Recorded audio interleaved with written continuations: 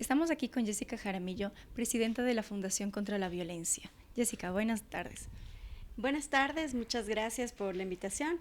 Realmente la Fundación contra la Violencia es una organización sin fines de lucro que está dedicada y ha abierto sus puertas a los servicios dirigidos a víctimas de violencia. Esto es, damos asesoría jurídica, psicológica y en trabajo social de manera gratuita a fin de poder trabajar en prevenir la violencia, ¿no? Y en actuar de manera inmediata frente a casos difíciles.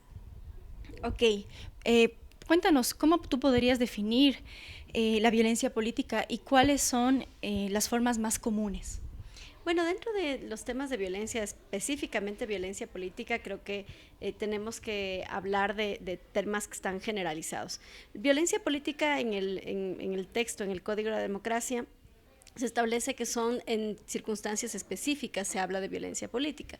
Sin embargo, la Ley Orgánica para Prevenir y Erradicar la Violencia contra las Mujeres claramente habla de que la violencia política no necesariamente puede estar presente en el espacio del Tribunal Contencioso Electoral, ¿no es cierto?, o que delimita el Código de la Democracia, sino que también puede presentarse de manera reiterativa como una violencia psicológica que se da en el ámbito político, insultos, obviamente, que dan quienes no teniendo la calidad de actores políticos realizan contra mujeres políticas. Entonces, es importante tener claro que la violencia en el ámbito político no solamente está establecida en las causales que señala el Código de la Democracia, sino que va mucho más allá. Y hoy mismo nosotros tenemos un caso en donde, si bien es cierto, porque esta persona no es un político, sino que es una persona que simplemente actúa en redes sociales, ¿no es cierto?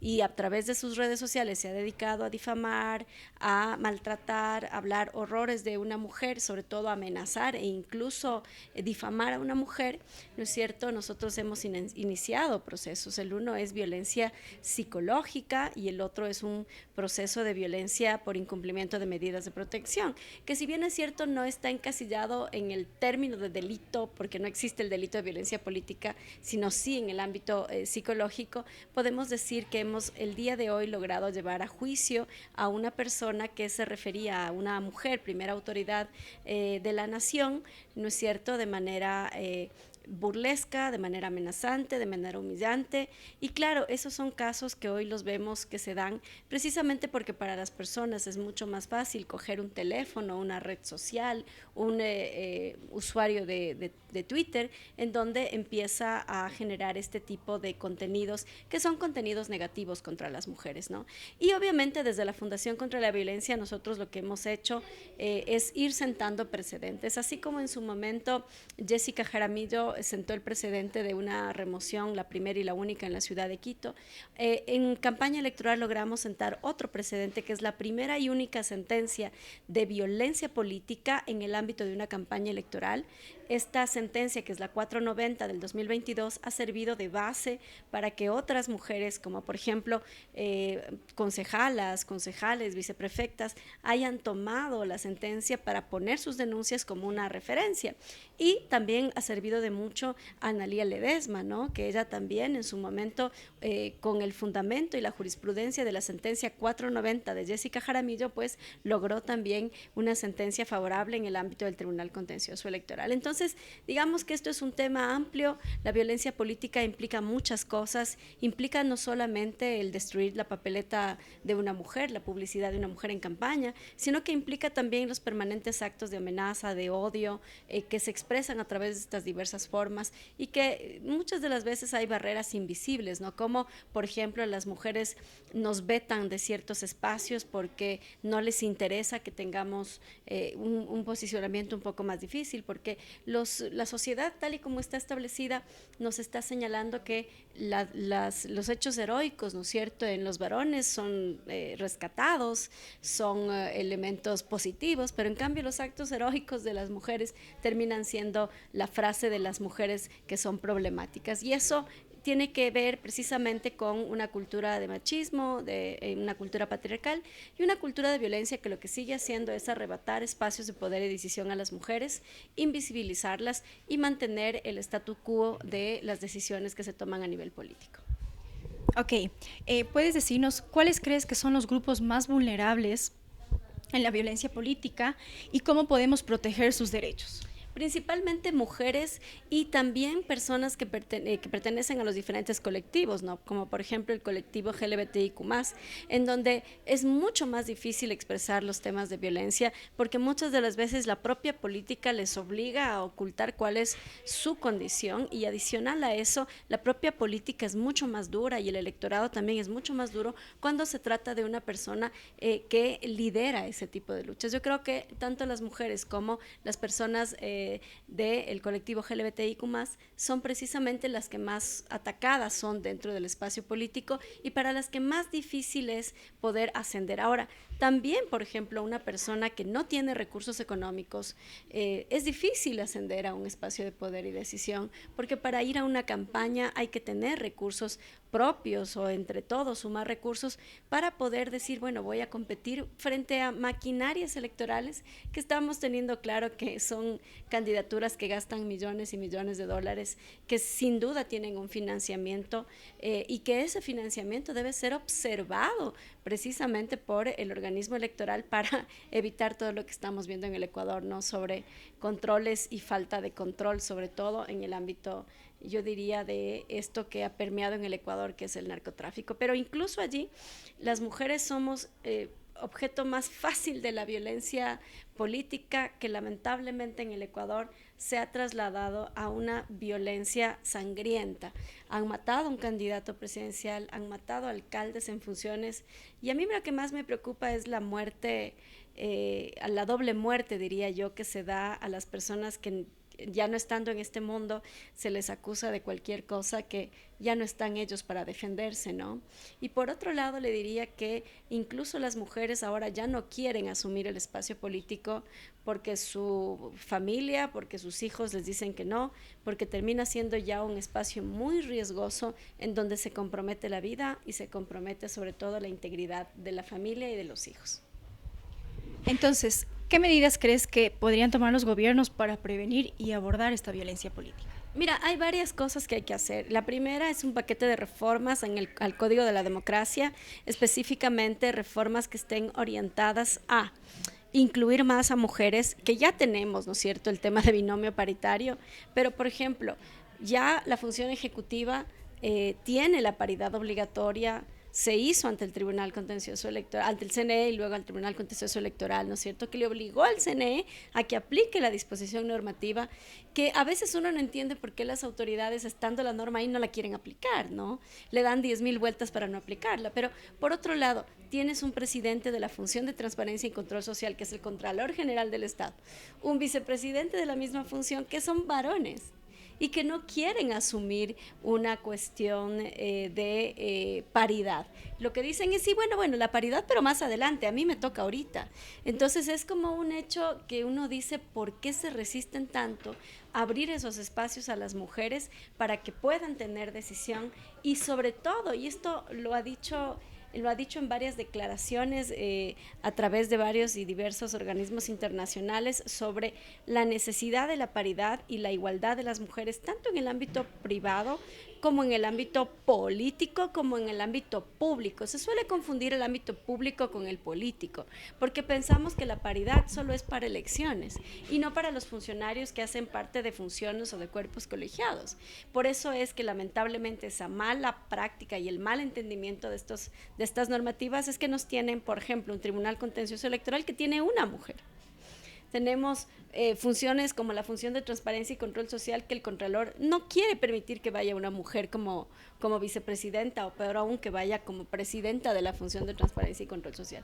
Y luego tienes otros espacios asimismo en la sociedad en donde las mujeres seguimos siendo la minoría.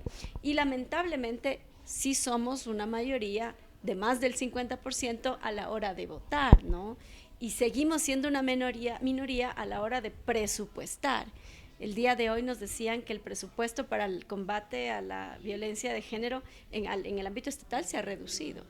Porque claro, hay prioridades, ¿no? Otras prioridades, y en medio del discurso de seguridad y el discurso de mano dura y todo lo que está alrededor, sí también nos dicen que sí, que hay que combatir la delincuencia de todas estas maneras, pero nadie habla de la violencia a nivel no solamente en la calle, de la violencia que está en la casa y que es permanente. Entonces, creo que hay muchas cosas que corregir. Hay que empezar por los temas normativos, pero en el ámbito público y sobre todo de Estado como tal, debe existir necesariamente la voluntad del Estado para combatir la violencia de género en términos generales. Y eso se lo hace solo con presupuesto público. Sin presupuesto no hay forma de combatir la violencia de género. Ok, entonces tú lo que dirías acerca de la violencia política es cómo podemos fomentar, o a través de qué herramientas podríamos fomentar una mayor participación de estas mujeres. Mira, es difícil que tengamos participación de mujeres con todos los niveles de violencia y después de que incluso hacer política en el Ecuador ya es un riesgo. Ya significa un riesgo. Hoy mismo, muchas que hemos participado activamente en espacios políticos, hoy damos un pasito para atrás porque decimos, es muy riesgoso para hacer política el día de hoy. Yo quiero a mi familia tranquila, quiero vivir en paz, y entonces si me meto a la política, ¿no es cierto?, no voy a vivir tranquila y mi familia no va a estar tranquila. Y eso creo que es un gran dilema, mucho más en las mujeres que en los hombres. Entonces, ¿qué hay que hacer? Hay que empoderar. Hay que apoyar, hay que generar redes que nos permitan tejer liderazgos que no sean liderazgos individuales de una sola mujer o de un solo proyecto político, sino que sean liderazgos colectivos, de donde florece un liderazgo natural, político en una mujer, puedan surgir varios liderazgos, y por eso es que nosotros hemos entrado en varios procesos. Ahora, este año, a partir del mes de mayo, iniciaremos la ejecución de un proyecto que está vinculado con los liderazgos de mujeres rurales en el Ecuador. Vamos a trabajar en 9 provincias a través de la fundación, que además de ser el centro de atención integral, en donde brindamos esta contención, asesoría, patrocinio legal y psicológico de manera gratuita, ¿no es cierto?, a víctimas de violencia de género, también trabajamos en proyecto, y con el apoyo del Instituto Republicano Internacional vamos a empezar a trabajar específicamente el fortalecimiento de los liderazgos de las mujeres a nivel nacional. Ok, en el caso tuyo, ¿cómo abordas las críticas o la resistencia hacia el movimiento feminista en tu trabajo? Bueno, mi trabajo prácticamente es ayudar en esta tarea de reducir femicidios, de reducir violencia, atender a personas que realmente necesitan. Yo trabajo con grupos vulnerables y creo que ese convencimiento me da la satisfacción de que hago mi trabajo bien, de que estoy en el camino correcto, y realmente yo no tengo mucho tiempo para dedicarme a receptar críticas, pero cuando las escucho y las miro, sí evalúo y valoro las críticas positivas, que son en sentido positivo, pero también las críticas negativas sí he tenido y he llegado a poner un alto, sobre todo en redes, a la gente que muchas de las veces cree que porque está detrás de un teclado puede decir y hacer lo que le da la gana. Y cuando tuve que iniciar un proceso de violencia política de género contra una persona acostumbrada a insultar a todas las mujeres en todos los espacios, lo hice, y creo que esa sanción ha sido ejemplar para todas. Pero también es cierto que a las mujeres nos critican mucho desde el antifeminismo, y yo lo único que te diría es, el feminismo es este espacio que a mí al menos me ha dado muchísima libertad, esa libertad con la que puedo trabajar, caminar y pensar sin ningún problema, pero también es una herramienta que me permite ir midiendo cómo esta sociedad avanza o retrocede. Y yo creo que en los últimos años la sociedad ecuatoriana ha retrocedido mucho más. Hace algunos años eran 6 las víctimas, 6 las mujeres que vivían violencia en el Ecuador. Hoy son 7 de cada 10. Es increíble. Antes eran 6 de cada 10, hoy son 7 de cada 10. Y hoy cada 27 horas muere una mujer en el Ecuador. El año anterior cerramos con 321 femicidios. Entonces, realmente son cosas que uno no puede dejar de ver. La violencia en la gente se ha incrementado. Y una de las cosas que tenemos que hacer las organizaciones de sociedad civil para evitar la violencia, para disminuirla, es trabajar en diálogo social, enseñarle a la gente resolución, métodos para solucionar los conflictos, y sobre todo métodos que nos permitan ser acordados de manera adecuada, establecer consensos, que yo creo que esta polarización política que hemos tenido en los últimos años no nos ha ayudado con esos procesos de diálogo social. Es decir, ¿Pensarías tú que debe haber más educación a nivel de tal vez de colegios, de instituciones? ¿Cómo podrían tal vez las instituciones o cómo podría el Estado ayudar a que se disminuya las situaciones de violencia? Sí, y mira, el trabajo que está haciendo ahora la Fundación contra la Violencia es precisamente irnos a territorio. Estamos entrando en los planteles educativos, estamos trabajando con autoridades educativas para entrar a brindar talleres de prevención, porque prevenir es mucho menos costoso que curar, decimos nosotros. Y cuando las autoridades se quejan de las cifras de violencia y cómo esto impacta en el sistema de justicia y se gasta miles de dólares en el sistema de justicia y en cualquier otra cosa, creemos que es vital, ¿no es cierto?, que trabajemos más en prevención.